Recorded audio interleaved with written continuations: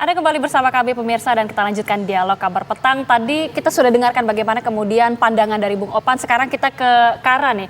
Kalau tadi Bung Opan ya mengatakan mungkin Vietnam ini memang unggul tipis dibanding skuad Garuda. Gimana menurut Kara nih?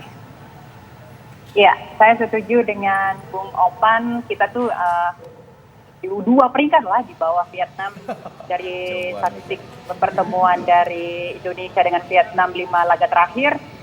Indonesia hanya bisa mengantongi 1 kali kemenangan, sisanya 2 kemenangan Vietnam dan 2 seri gitu. Itu menandakan bahwa Indonesia ini dengan menghadapi Vietnam selalu mengalami kebuntuan gitu. Apalagi Indonesia sekarang memiliki PR yang besar, melihat beberapa laga terakhir melawan Thailand, kemudian kemarin juga kita melihat melawan Filipina. Indonesia selalu mengalami kesulitan dalam finishing. Ini kalau untuk urusan finishing ini kan mungkin kalau dari Coach Sintayong sendiri udah memberikan tugas masing-masing bagi setiap pemain dengan spot-spot mereka masing-masing gitu kan.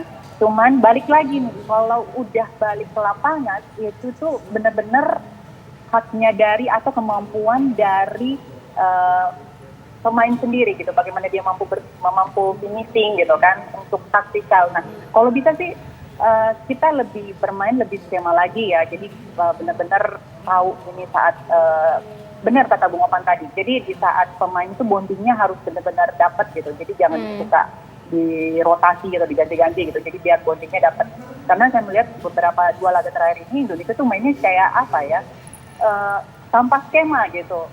Kemarin menang Thailand, menang karena penalti. Kemudian di 2 kemarin lawan Filipina, walaupun mestinya kita bisa mendapat poin yang lebih besar di situ, cuman Indonesia banyak menyia-nyiakan kesempatan gitu di antara 17 percobaan, memang kalau nggak salah yang benar tepat sasaran gitu. Jadi mungkin finishing sih PR terbesar Indonesia saat ini, bagaimana caranya untuk bisa finishing, lebih percaya diri. Apalagi Indonesia kayak memiliki penyakit kayak semacam kalau dia di dalam kandang sendiri, ini Indonesia agak kesusahan gitu untuk melakukan finishing. Sementara kalau dia di tamu, dia akan tampil lebih percaya diri ya. Mungkin mereka nervous atau bagaimana atau bagaimana nggak ngerti gitu. Cuman mudah-mudahan sih ya besok Indonesia bisa tampil maksimal dengan mencetak gol dengan benar skema, menggunakan skema, jangan mainnya random gitu loh. Kalau kita lihat sih pemain-pemain Indonesia ini banyak kan, bibit yang bagus, striker juga kita nggak kurang striker gitu kan. Terus sayap juga, winger dua-duanya bagus, kiri kanan ya bagaimana polanya aja sih, pola permainannya nanti di lapangan mungkin ya benar kata Bung Opan, bondingnya harus dijaga, jangan sering-sering dirotasi gitu pemainnya. Iya. Gitu sih. Kalau Kara kan melihat ini kan memang sudah seperti diketahui Vietnam ini biasanya bermain dari sisi menyerang. Nah, kalau Kara melihat sendiri dari 2 pemain yang bakal menjadi motor serangan di lini tengah yaitu Mark Klok dan juga Ricky Kambuaya, kan ini punya peran yang berbeda ya, menjaga keseimbangan antara bertahan dan menyerang. Kira-kira permainan Indonesia akan seperti apa? Kalau kita melihat sih Vietnam ini kan juga memiliki lini pertahanan yang luar biasa, dan Indonesia memiliki kelemahan selalu kebobolan di menit-menit awal. Sementara trennya dari Vietnam selalu mencuri poin di menit-menit awal. Ini kayak berbalik gitu. Nah, ini yang harus dipelajari mungkin dari tim Indonesia, bagaimana cara meramu atau menghadapi Vietnam ini gitu kan. Kalau kita lihat kan mungkin Coach Sintayong sudah mempelajari beberapa laga terakhir dari statistik pertemuan mereka antara Vietnam dan Indonesia ini, udah mengetahui Vietnam seperti ini polanya dan Indonesia harus seperti ini.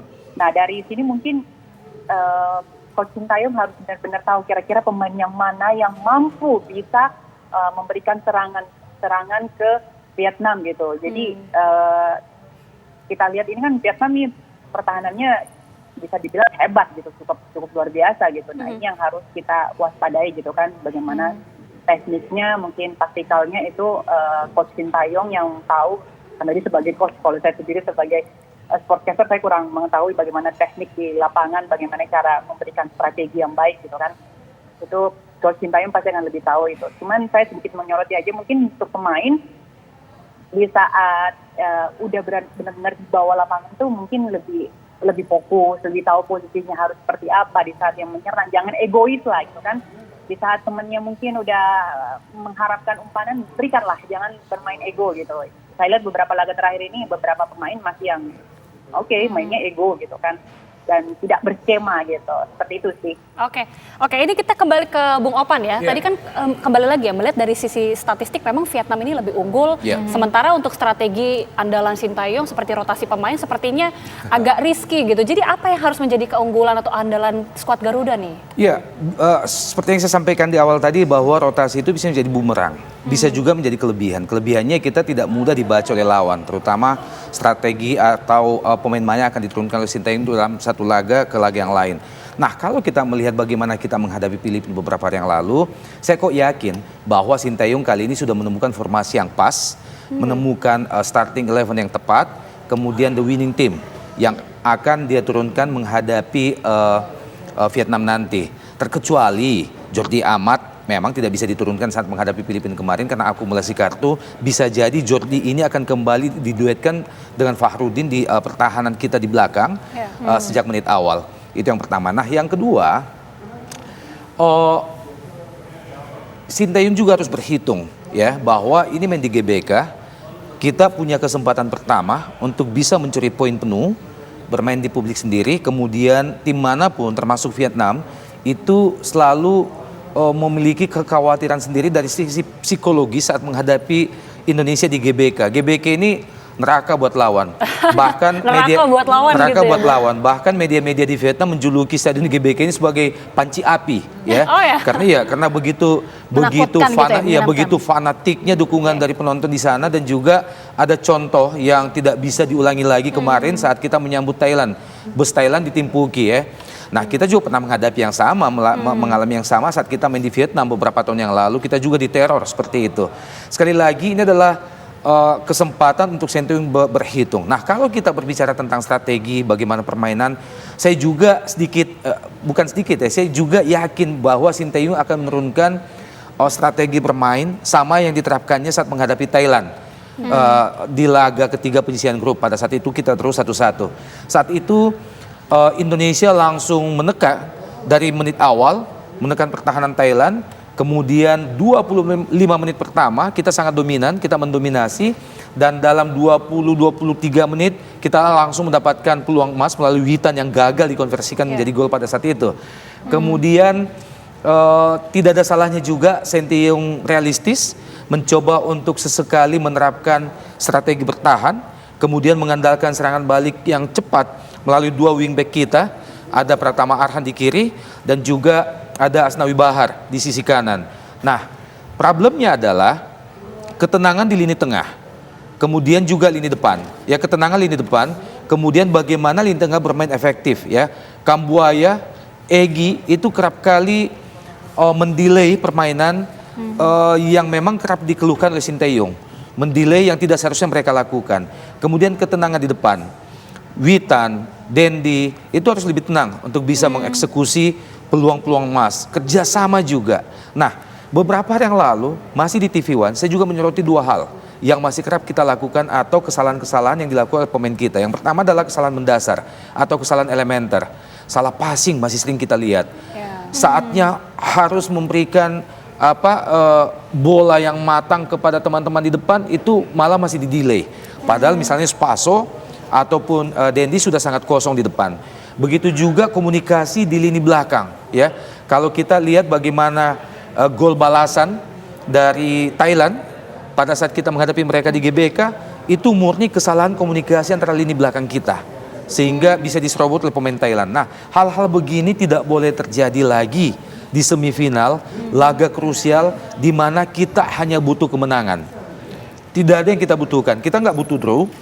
Yang kita butuhkan adalah kemenangan. Jadi kesalahan mendasar seperti itu tidak boleh terjadi. Nah, hal kedua yang juga saya soroti adalah faktor mental bermain anak-anak. Ya, ada seperti kegugupan dalam penyelesaian akhir. Ada seperti kekurang percayaan diri oleh itu beberapa pemain kita. Itu ya, iya, finishing. Kekurang percayaan diri kita oleh beberapa pemain di lapangan. Ini masih kerap terjadi. Nah, ada beberapa pemain juga yang sangat menonjol, yakni seperti Mark Klok ya. Kemudian Jordi Amat di mulai laga ketiga saat Vietnam menghadapi Thailand tampil semakin sangat baik ya, menunjukkan kelasnya yang sebenarnya.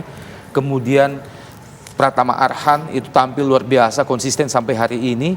Begitu juga Asnawi Bahar juga tampil sangat baik, tapi acungan jempol harus kita berikan kepada Mark Klok yang tidak tergantikan di lini tengah dan memang senantiasa bisa mendominasi lapangan di sisi tengah untuk membuka peluang bagi Indonesia.